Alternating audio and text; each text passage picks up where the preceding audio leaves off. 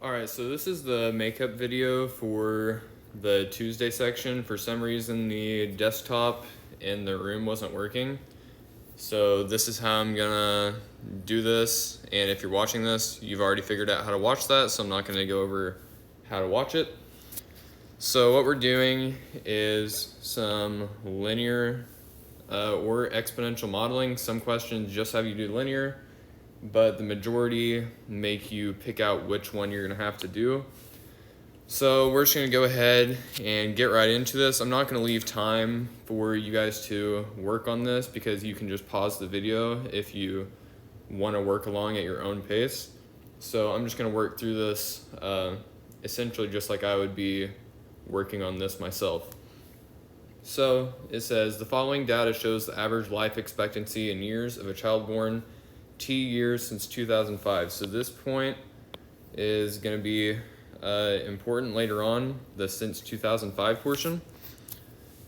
So it says show that these data are approximately linear. And so we know something is linear if the slopes are the same. So linear if slopes are equal.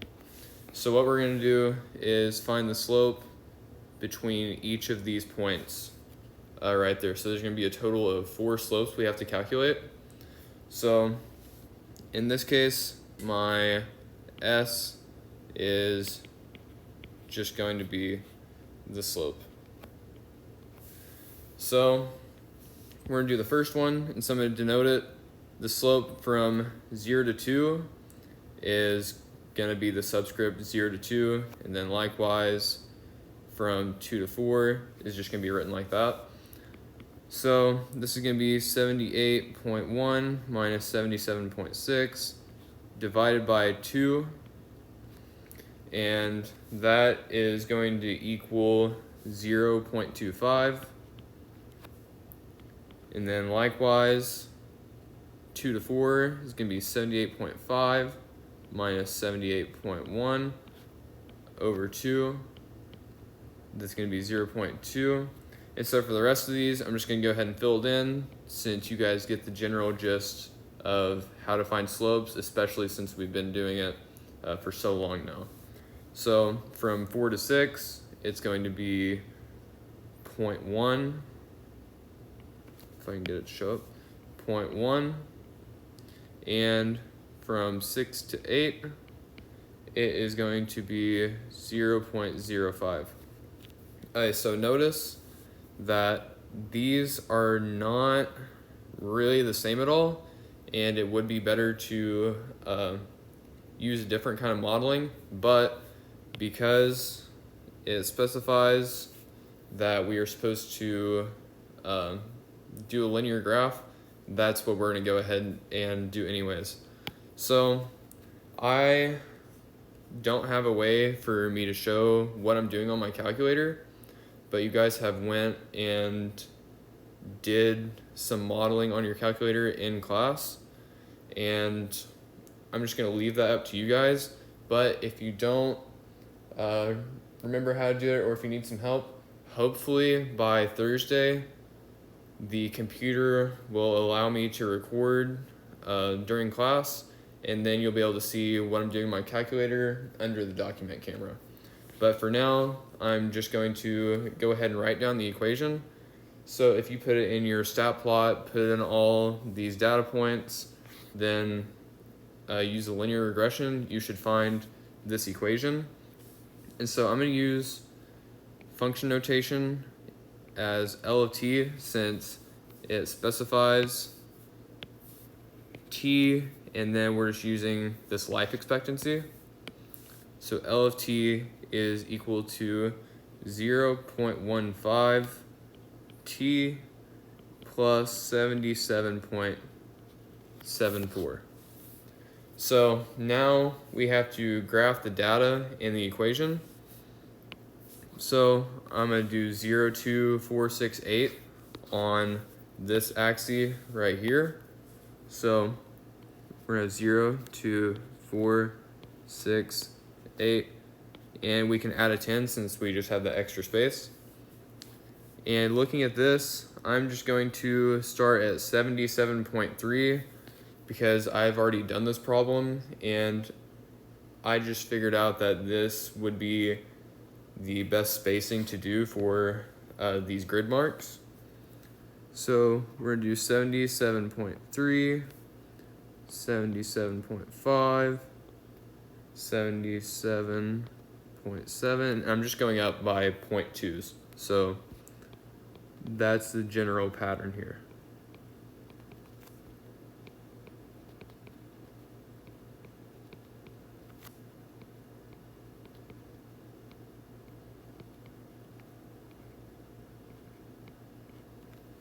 And then we have 79.1.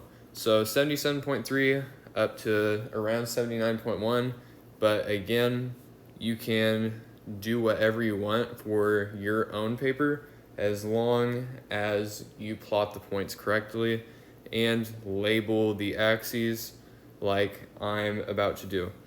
So the dependent variable, the independent variable in this case, which lies on this axis, is going to be in years, but remember it is years since 2005. So I'm going to label it exactly as that. So years since 2005, and then the L axis, or the vertical axis, is going to be life expectancy in years.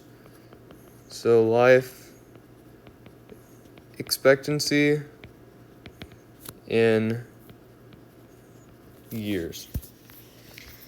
So now all we have to do is just plot our points. So I'm gonna use red for, I'm gonna use green for the data points up here. And then as you'll see, I'll end up using red for what my points will be for our modeled equation, which is right there. So I'm going to have, just saying, so at 0, I'm gonna have 77.6, 2, 78.1, 4, 78.5, 6, 78.7, and then for 8, I'll have 78.8. And so you can go ahead and connect the dots now if you really want to, but I'm not going to do that. I'm going to connect the dots for my linear regression plot. So let me go ahead and throw that in my calculator so I know exactly what I'm plotting here. So I'm going to have 77.74. So that is about here, give or take. And that 2, 78.04, 4, 78.34, 6, 78.64, and then finally for 8 we have 78.94. And now I'm just going to go ahead and connect these dots as best as I can. And so remember we said that this data was not perfectly linear because all of these slopes are in fact different. So you can see that when we try and model this data, all these green data points, with a straight line, the points don't perfectly match up with the actual data we have. So we graphed it though, and that's what the question told us to do. And so now we move on to part D. So it says interpret the slope of the equation in practical terms. So our slope is going to be this life expectancy over years since 2005. So what our slope is 0.15, and you can imagine a 1 in the bottom times this life. I'm just going to put an E in years since 2005, just that shorthand. So for every 1 year since 2005, your life expectancy, or what the data's life expectancy is telling us, is going to increase by 0.15. So I'll state that again. Every 1 year increase since 2005 increases the life expectancy of a human by 0.15 years. So what this means is the slope represents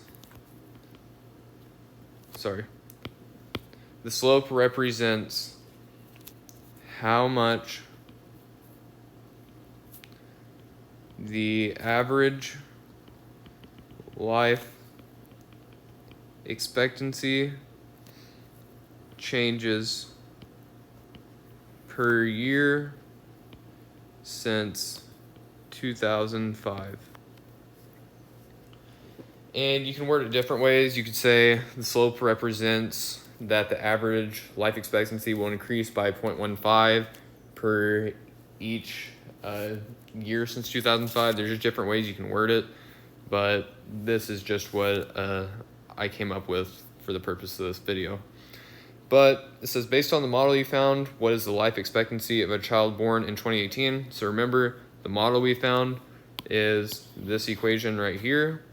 So I'm going to go ahead and rewrite that below so I don't have to keep scrolling.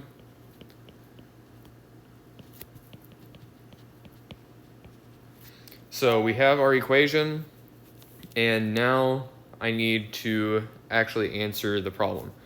So remember that our data is in years since 2005.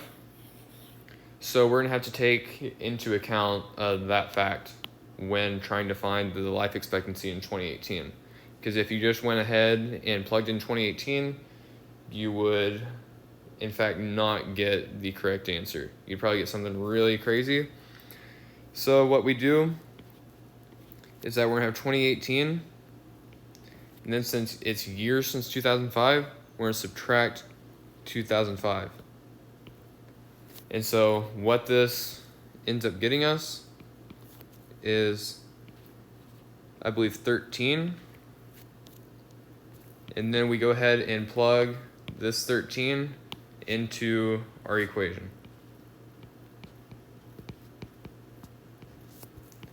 And then we will just plug it into our calculator.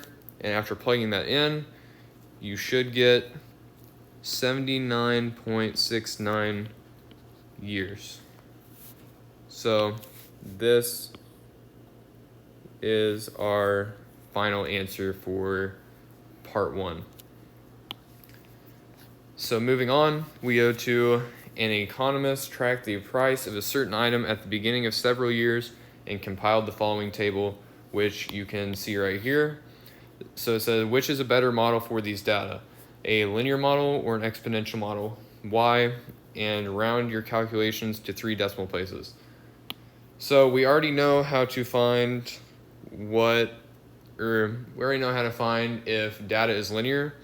We know that we just calculate the slope between all these points, and if they're equal, then we know that a linear model would work just fine.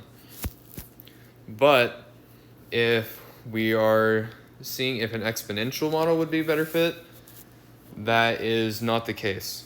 So we're going to go ahead and start out with figuring out what the exponential model would be. So what we're going to do is take the ratios of the dependent variable. So we're going to take the ratio between these two, the ratio between those two, and so on.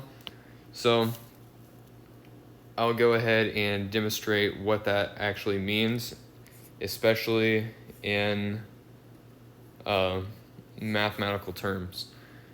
So what we're going to do, I'm first going to define the price as P of T, just to go ahead and get that out of the way. Literally just going from here to there. So how we calculate the exponential model is we're going to take this P of 1, which corresponds to that value, divided by P of 0. And so when we calculate this, it's going to be 273.47 over 265.5. So we throw that into our calculator, and what we end up getting is not exactly 1.030, but remember, we're rounding to 3 decimal places. So when you round, this is what you should end up with. And so I'll move this so it doesn't look like I'm dividing by that.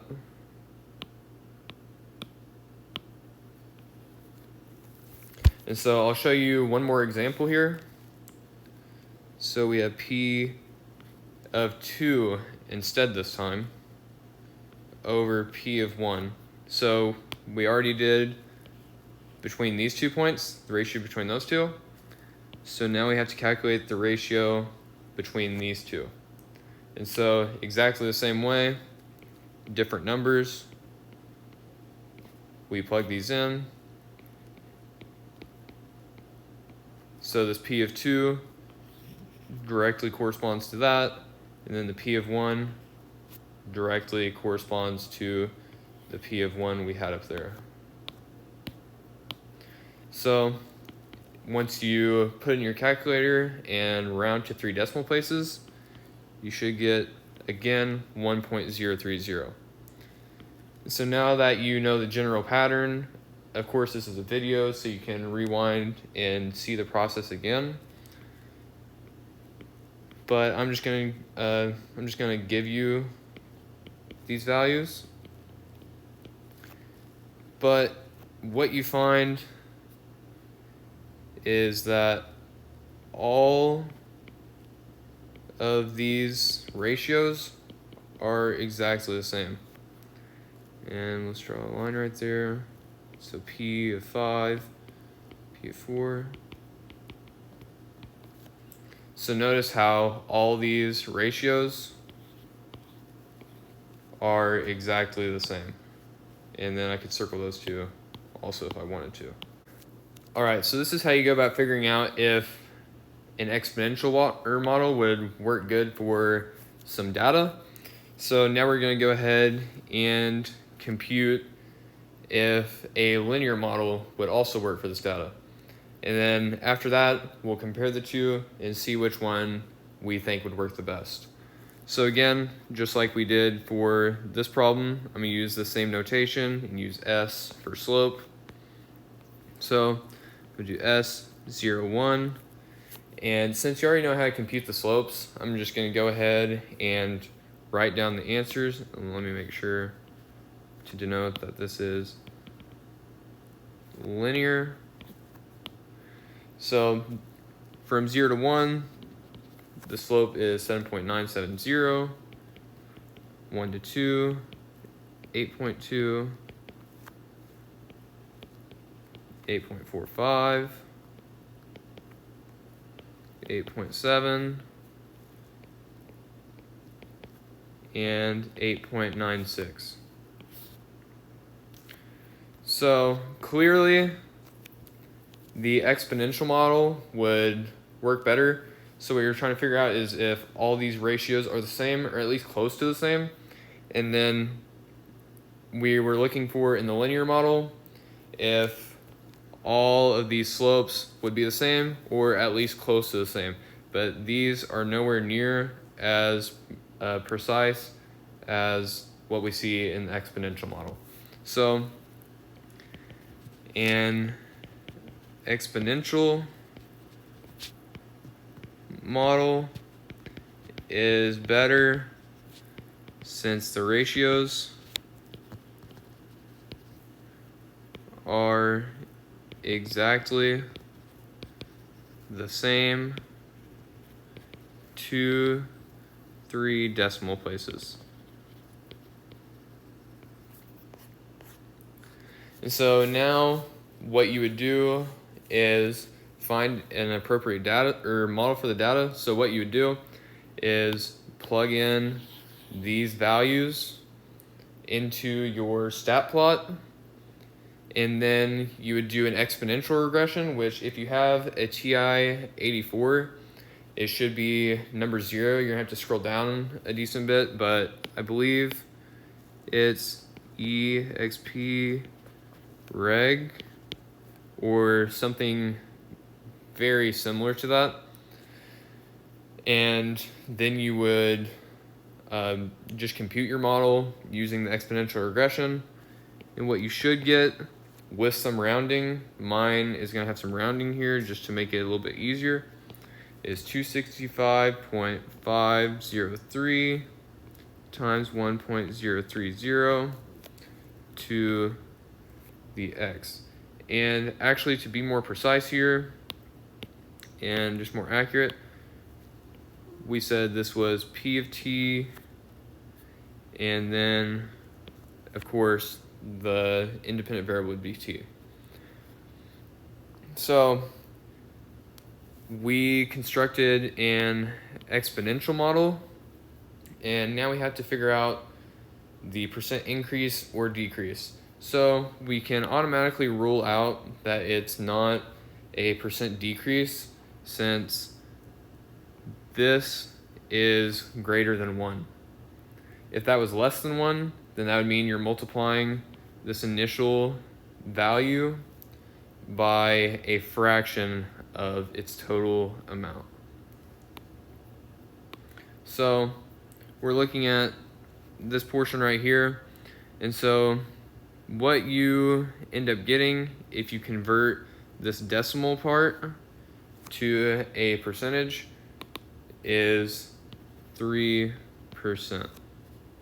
because you can also write this equation as 265.503 1 plus 3 over 100 to the t, and this right here is your percentage. So that is that 0.03, and then you just convert this to a percentage. So that's what I was doing in the background there.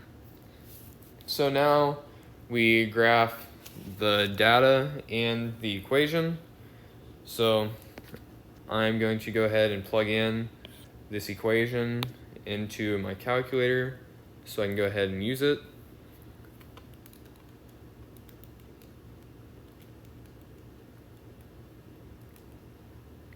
Okay, so we're gonna start out plugging in these values. So I'm gonna go from 0 to 5 here on the t-axis. So I'm gonna use blue. So we're gonna go 0, 1, 2, 3, 4, and 5. And so I have to go from around 265 to around, just say 310 or so. So I'm gonna label 265, 270, just going up by 5s.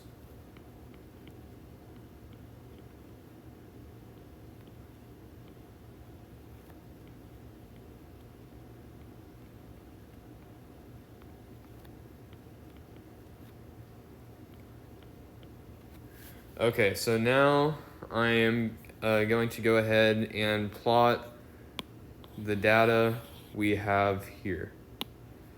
So again, I'm gonna use green for the data points they provide in the table. So at 0, we have 265.5. So that's almost there. At 1, we have 273.47.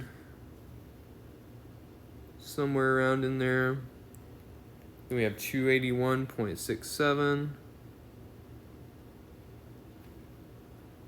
3 is 290.12. 4, 298.82.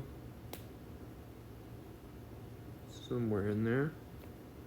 And then finally, at 5, we have 307.78.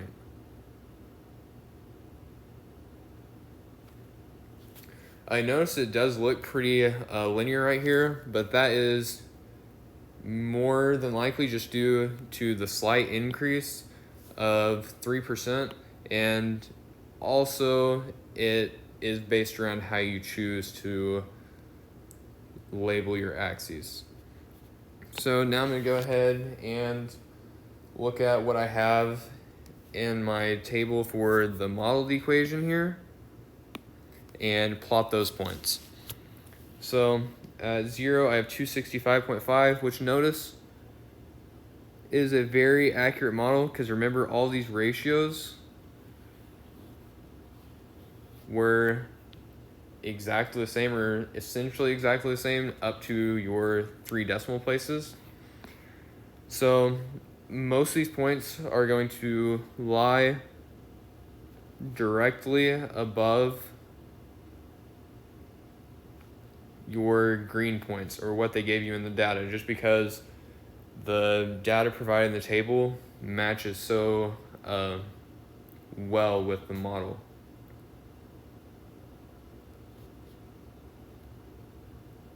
So if you went by plotting those, they would be almost directly over what they gave you in that table. So now we just go ahead and connect these. So we graph the data and the equation, and so now we need to use our model to predict the cost of the item in 2019.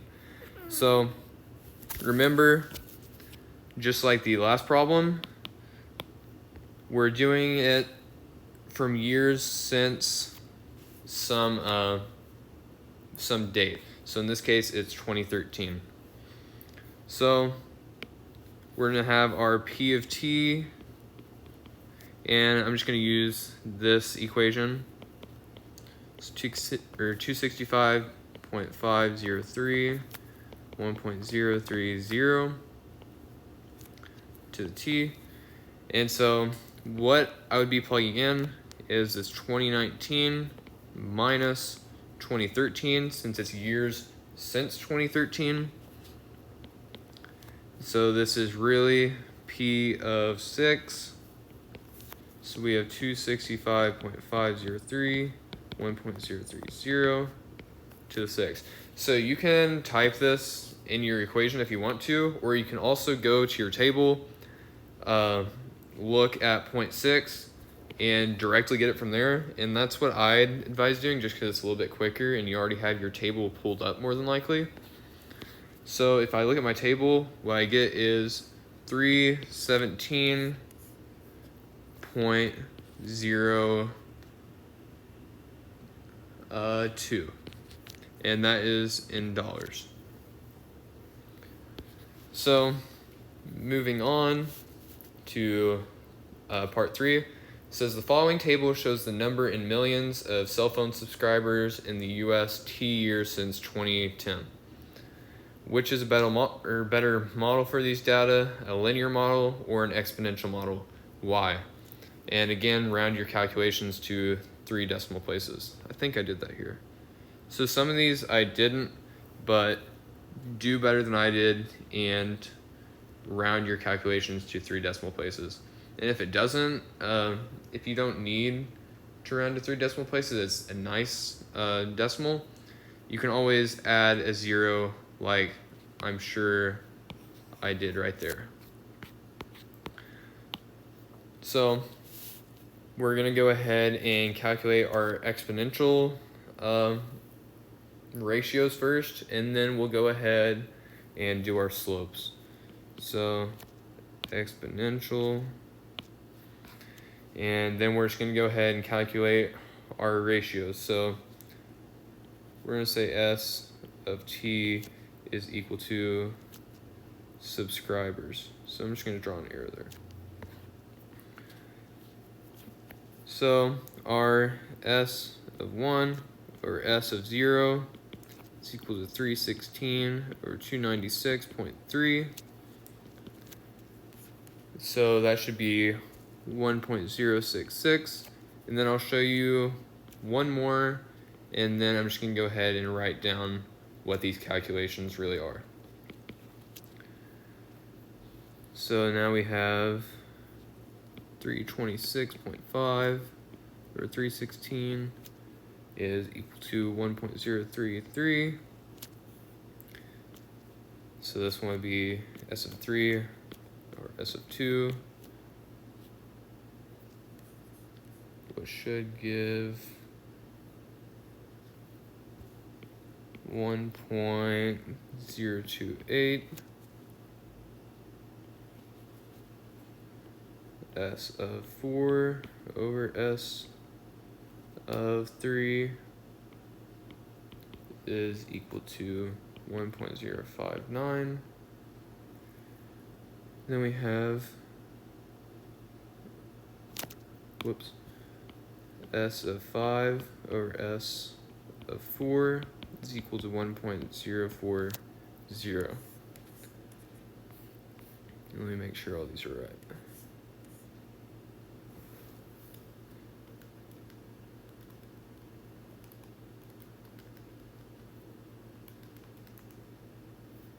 All right, so yes, these are all right. And so now we're gonna go ahead and compute our slopes. And I'm not gonna go ahead and compute all the slopes for you, since you guys have been doing, or you guys have been calculating slopes for a good while now. But using the same notation as before, so from 0 to 1, so this right here is 19.7, 1, 2, 10.5, 9.1, 19.8, and then finally 14.32. And these are just the numbers I have on the paper that I wrote, but please include the 3 decimal places, although in this case it won't really matter that much for trying to figure out which model is best. But if the slopes here are very close to being the same and these ratios are very close to being the same, then those 3 decimal places could help you really figure out which model would be a better fit. So in this case, you can tell that these vary a little bit more. They're a little bit more spaced out than what these numbers are here. You're really looking at the decimals in these cases, which that's why it's so important, especially for the exponential model, to round to an adequate number of decimal places. And in this case, we do end up seeing that the exponential model does fit better than the linear model. So an exponential model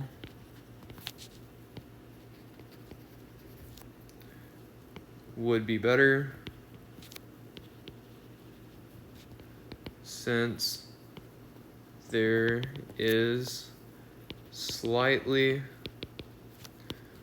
less variation in the ratios. So now what you would do is plug this data into your stat plot into your calculator, and then again you would do the exponential regression, which should be something like that. Should be exp reg, and then you would get your equation, and what you should end up getting, with a little bit of rounding give or take, is S of t is equal to 298.879, 1.0434 to the power of t. And so now what we're going to do is graph we'll graph the equation after we answer part C. So part C, real quick, remember from the last problem, what we're really looking at is this decimal part right here, at least for a percent increase. And we know it's a percent increase since this growth factor is greater than 1. If it was less than 1, then you'd be multiplying this by a fraction of its amount. You'd be chipping and chipping and chipping off of that by a certain fraction. So we know that we're looking at a percent increase here. So what we're going to do is convert this into a percentage. So you just move the decimal place over to the right by 2. And what you end up getting is about 4.34% increase. So now we can go ahead and graph the data and the equation. So first, we're going to go ahead and label our axes. So again, it's just going to be 0, 1, 2, 3, 4, 5. And then we have to go from 296.3 to around 370. So I'm just going to go from 290 to around 370. So 290, 300. I'm just going to go up by tens in this case.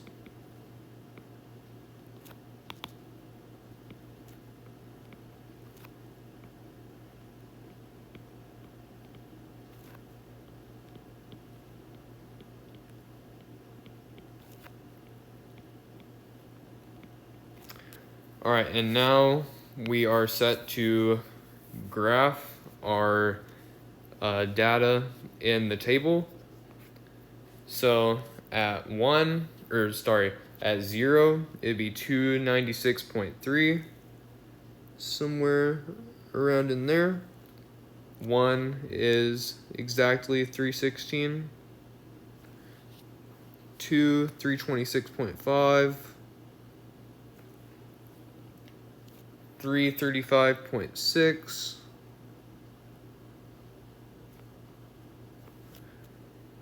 355.4.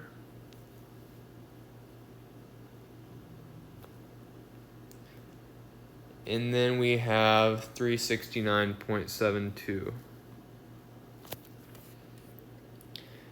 And so now we are set to graph our modeled equation here.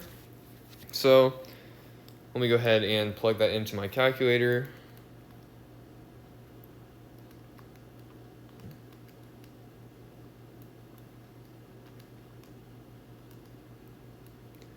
And now I look at the table and again plot this in red. So at 0, it's about 298.88. So very close to the 300 mark. 1 is 311. 2 is 325. 3 is 339.5. 4 is 354.24.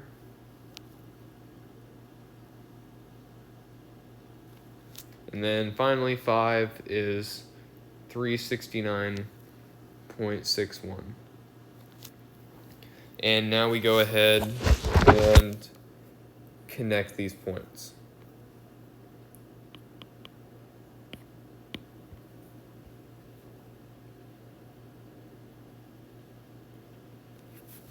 And notice, because our data did not show perfect ratios here, that the model isn't going to fit the data perfectly. So get another look at that, although you can always pause. And so now finally we move on to the last problem. So it says Newton's second law of motion shows how a force on an object measured in newtons is related to the object's acceleration, measured in meters per second. Objects of various masses were given an acceleration of 10 meters per second squared, and the associated forces were measured. So again, which is a better model, linear or exponential? So we're going to do the same process that we did before. So our F of M is going to equal these values when we're doing the exponential model. So just getting that out of the way again. So our F of 1.6 over F of 1, 16 over 10 equals 1.6. F of 2.2 over F of 1.6 is equal to 1.375.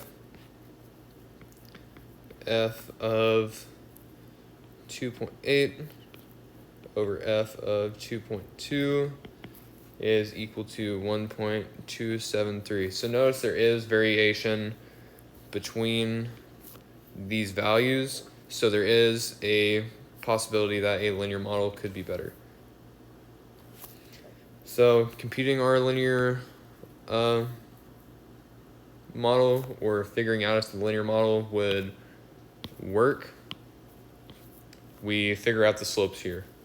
So S of 1 is going to be 6 over 0.6, which is 10, and it's going to be the same between each of these, because each of these has a change of 6, and each of these is a change of 0.6. So this is going to be 10, and the third slope is also going to be 10. So obviously the linear model is significantly better than the exponential model in this case. So linear model is better since the slopes are exactly the same. So you can plot all this data here into your calculator, and what you end up getting is that the model is F of M is equal to 10M. So there's no constant over here. That's non-existent in this case.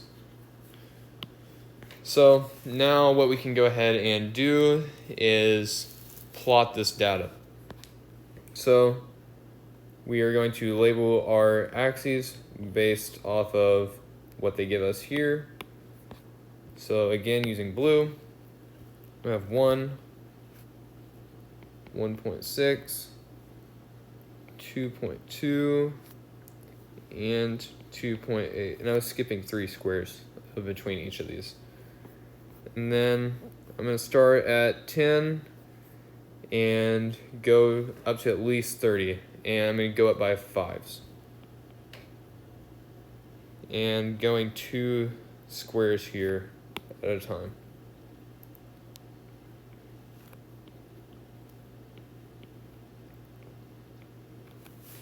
And so now we are safe to go ahead and plot our data after we label the axes.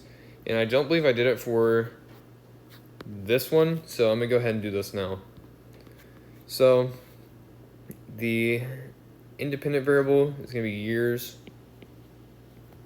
since 2013, and this is subscribers in millions.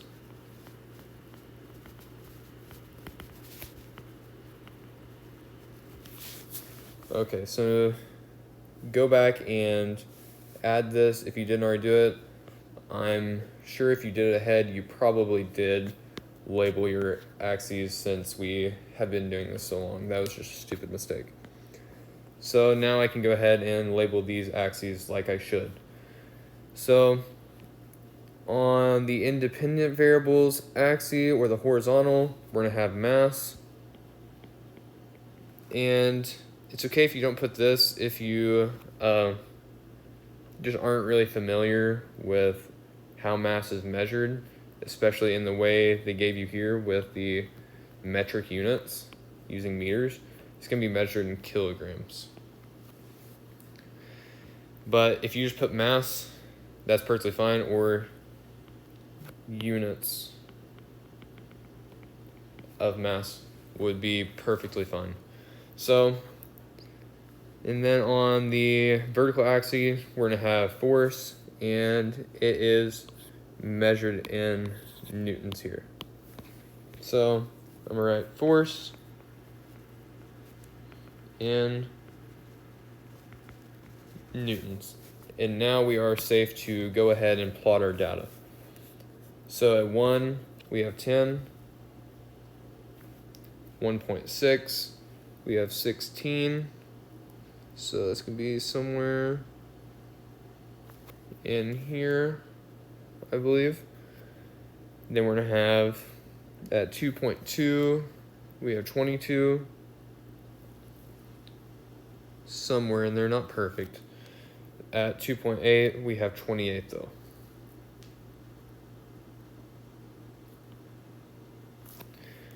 And so now we can go ahead and plot our equation here.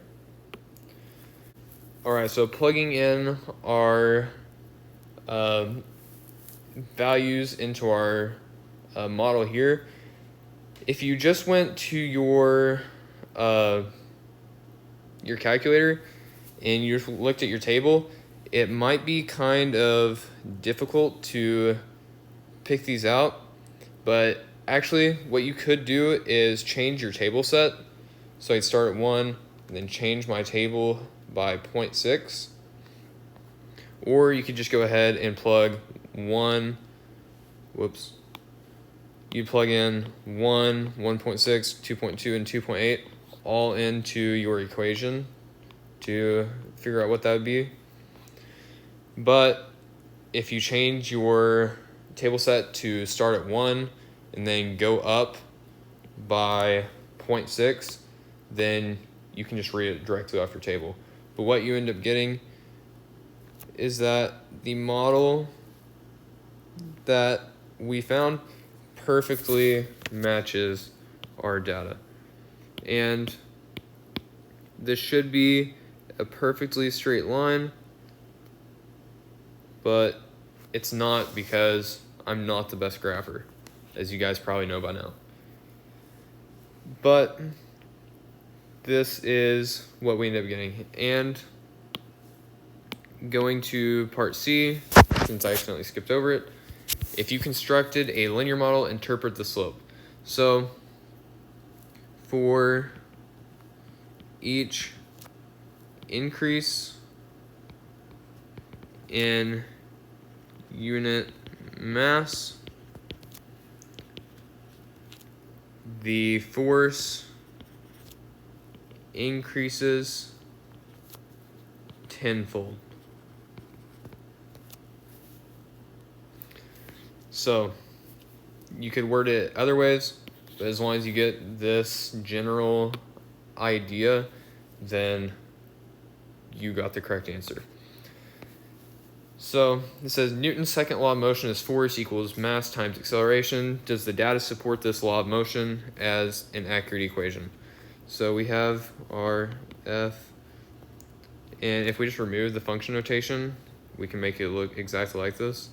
So we have 10m, and then this equation is F equals ma, or you could rearrange it as F equals am. And so what you notice is that our m directly corresponds to that m, then remember that our acceleration that they gave us in this case, or what they gave to the masses, was 10.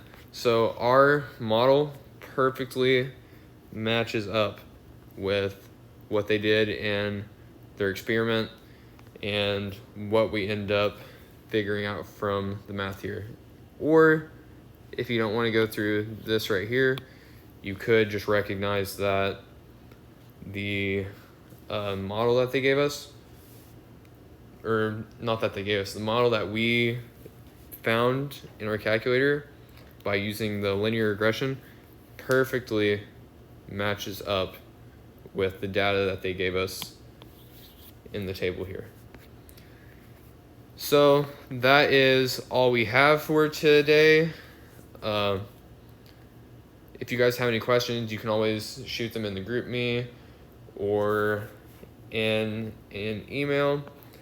And I hope you guys found this useful and that the audio was not too terrible, because that was my main concern.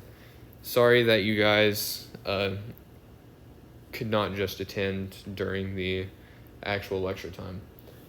But like I said, that's all I have, so have a good day.